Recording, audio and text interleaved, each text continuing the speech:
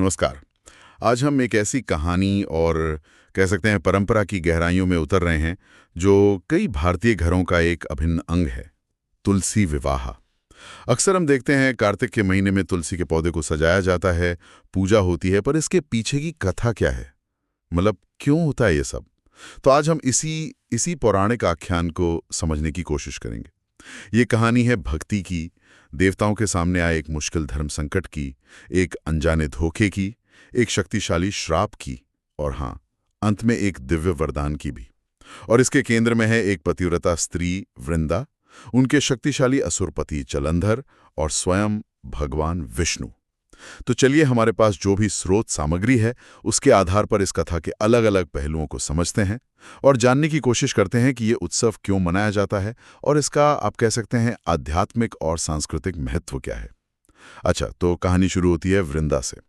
वो ना सिर्फ बहुत सुंदर थीं बल्कि उतनी ही पवित्र और धर्म का पालन करने वाली थीं और उनकी भक्ति खास तौर पर भगवान विष्णु के प्रति वो अटूट थी। उनके पति थे जलंधर। सुना है कि वो समुद्र मंथन से उत्पन्न हुए थे और असुरों के राजा थे। जलंधर बहुत बहुत ज्यादा शक्तिशाली थे, लेकिन उनकी सबसे बड़ी ताकत या यूं कहें कि उनका जो सुरक्षा कवच था वो थी उनकी पत्नी वृंदा का पतिव्रत धर्म। उन्हें एक वरदान मिला हुआ था कि जब तक वृंदा अपने पतिव्रत धर्म का पालन करेंगी, मतलब मन वचन कर्म से सिर्फ अपने पति के प्रति समर्पित रहेंगी, तब तक जलंधर को कोई भी देवता भी नहीं हरा नहीं सकते। हाँ, ये बात बहुत महत्वपूर्ण है और सोचने वाली भी। देखिए, जलंधर एक असुर था, है ना? पर उसकी जो अजेयता थी, उसकी जो शक्ति थी, उसका स्रोत उसकी अपनी तपस्या या ताकत से भी ज्यादा उसकी पत्नी की पवित्रता और निष्ठा थी। ये दिखाता है कि कैसे आध्यात्मिक और नैतिक शक्ति किसी भौतिक या यहाँ तक कि आसुरी शक्ति पर भी भारी पड़ सकती है। उसे एक तरह का मतलब अभेद्य कवच दे सकती है। ये रिश्ता ही अपने आप में कहानी के केंद्र में है कि शक्ति का स्रोत कहीं और है और वो भी एक नैतिक गुण में। हाँ, बिल्कुल। और यही कवच, जैसा आपने कहा, आगे चलकर कहानी का मुख्य केंद्र बन जाता है।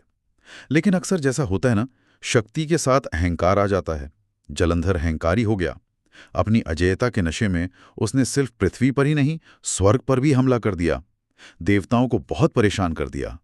इंद्र और बाकी सब देवताओं से हार गए। सब असहाय थे क्योंकि वृंदा की पवित्रता जलंधर को हर हमले से बचा रही थी। तो अब देवता क्या करते? स्थिति बहुत गंभीर हो गई थी। सभी देवता पहले ब्रह्मा जी के पास गए और फिर उनके साथ मिलकर भगवान विष्णु की शरण में पहुंचे। उन्होंने विष्णु जी से प्रार्थना की कि भाई इस समस्या का कोई हल निकालिए, धर्म की रक्षा कीजिए। अब देखिए, भगवान विष्णु के सामने एक बड़ा धर्म संकट आ गया। एक तरफ तो देवताओं की रक्षा करनी थी, सृष्टि में धर्म और संतुलन बनाए रखना था जो उनका कर्तव्य था। दूसरी तरफ वृंदा उनकी बहुत बड़ी भक्त थी और एक पतिव्रता स्त्री के सतीत्व का अपमान करना या उसे भंग करना ये भी तो अधर्म होता। तो ये एक बहुत मतलब मुश्किल नैतिक दुविधा थी उनके सामने।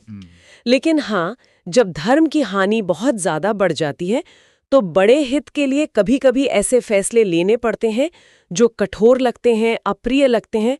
तो सृष्टि के संतुलन को फिर से स्थापित करने के लिए भगवान विष्णु ने देवताओं की बात मान ली।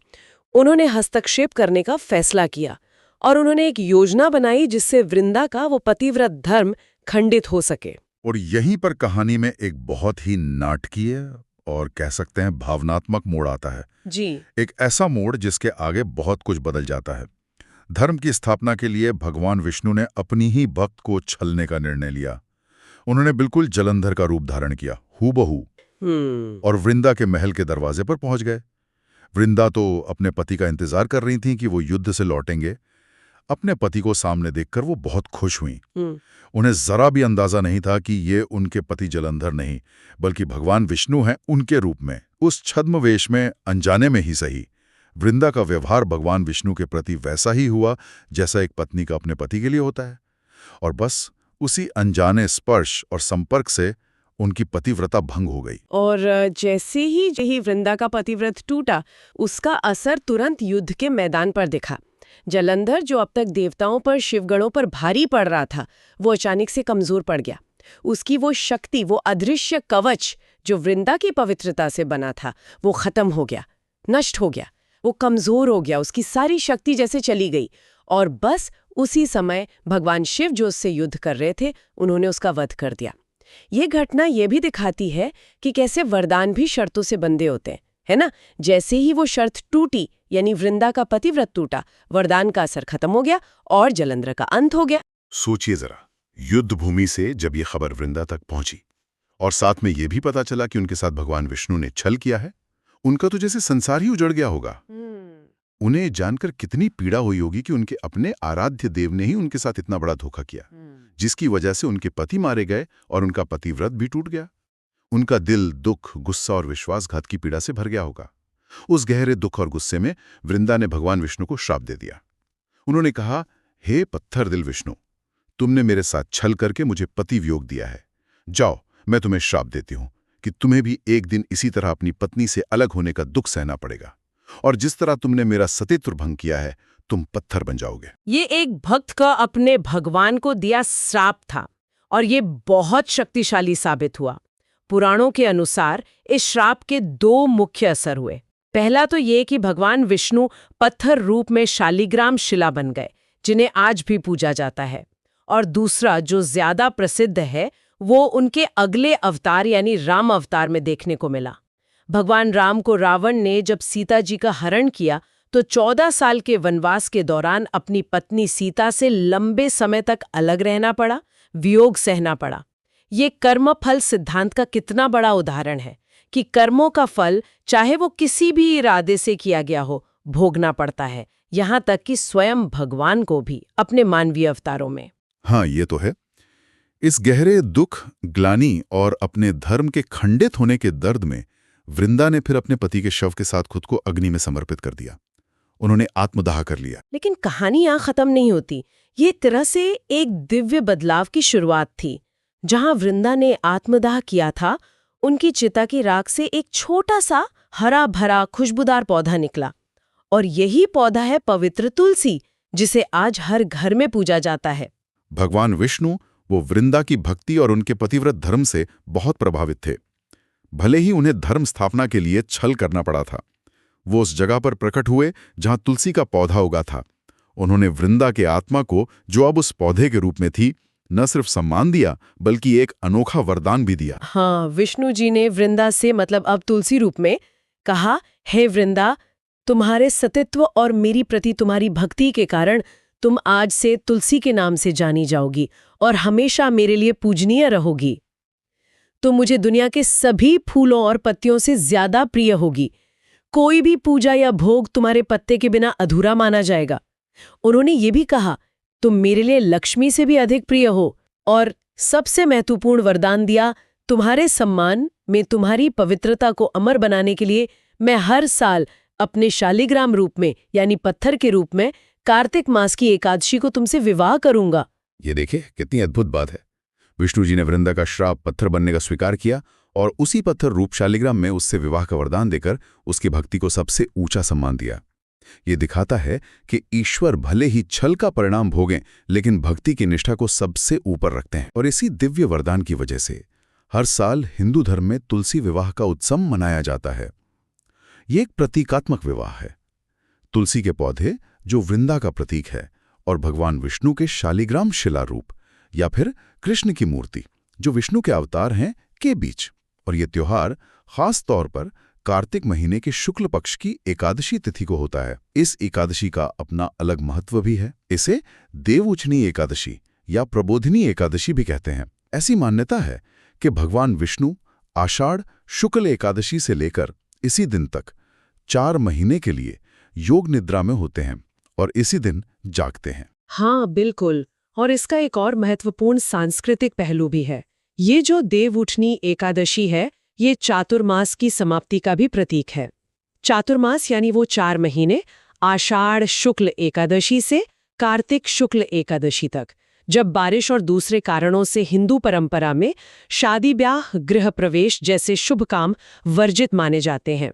तो तुलसी विवाह होते ही हिंदू समाज में शादियों और दूसरे शुभ कामों का मौसम फिर से शुरू हो जाता है।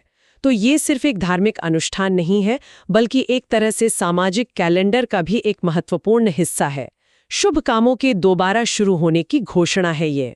तो ये तो साफ है कि ये कथा सिर्फ एक कहानी नहीं है, इसका बहुत गहरा आध्यात्मिक और प्रतीकात्मक अर्थ भी है। विष्णु परमात्मा का उनका विवाह आत्मा और परमात्मा के पवित्र मिलन की इच्छा को दर्शाता है, और वृंदा का तुलसी के पौधे के रूप में बदलना और फिर भगवान विष्णु का उसे अपनी सबसे प्रिय मानना ये भी दिखाता है कि सच्ची भक्ति और पवित्रता को आखिर में ईश्वर सबसे ऊंचा सम्मान देते हैं, भले ही रास्ते में मुश्किलें और परीक्षाएं क्यों ना आई हों। ये परिवर्तन और दिव्यता पाने का भी प्रतीक है। घरों में लोग इसे कैसे मनाते हैं?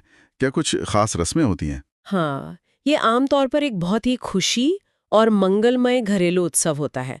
लोग अपने घर के आंगन में या पूजा की जगह पर जो तुलसी का पौधा होता है उसे बड़े ध्यान से सजाते हैं, उसे एक दुल्हन की तरह तैयार करते हैं, लाल चुनरी या छोटी साड़ी पहनाते हैं, सिंदूर, बिंदी, चूड़ियां वगैरह से श्रृंगार करते हैं, गन्ने का मंडप बनाकर उसके नीचे तुलसी जी को रखते हैं।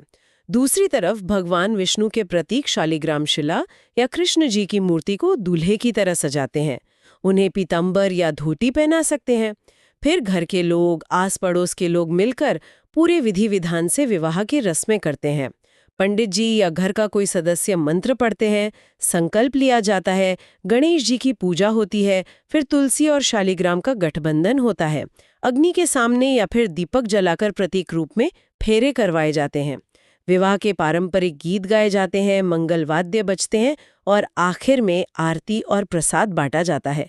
ये पूरी प्रक्रिया एक असली शादी का छोटा सा भक्तिमय रूप होती है। घर में एक बहुत अच्छी सकारात्मक ऊर्जा और खुशी का माहौल बन जाता है। तो ये थी तुलसी विवाह के पीछे की पूरी कहानी और उसका महत्व।